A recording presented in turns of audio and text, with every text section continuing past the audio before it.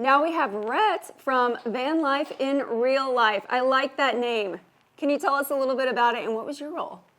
Yeah, so it's about two guys that decide to get in a 67 VW bus, travel the country in 4 months to every NFL stadium in 16 weeks, and it just evolves into man versus machine, how much punishment we're willing to take. And at the end, there's like a carrot. If we can complete the task, we're on NFL Films, which is a lifelong dream. And so it's about the adversity we face and basically dispelling these grandiose versions you see on social media about, oh, I want to live the van life, I really do, and all these beautiful people and picturesque backgrounds, and it's not true. Yeah.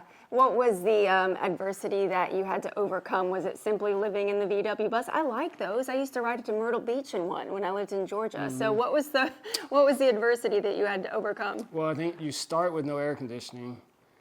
In September heat in Texas, that's pretty rough. But then you run out of brakes 3 times. Mm-hmm. That's difficult to steer your way out of. And then, like I say, you live in it. It had shag carpeting.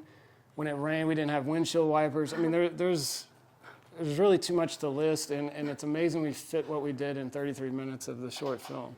That really is short to visit all the NFL stadiums in the country. What gave you the idea of doing this? Of all the things you could make a documentary, why this? So we started with, and where I met Grayson was, we filmed a TV show, a pilot for a television show at the Super Bowl in Dallas. And we pitched it to the Travel Channel, and they were like, yeah, well, what else have you done? And I'm like, you know what, we don't need you guys. Let's get a VW bus and let's just do it, mm-hmm. right?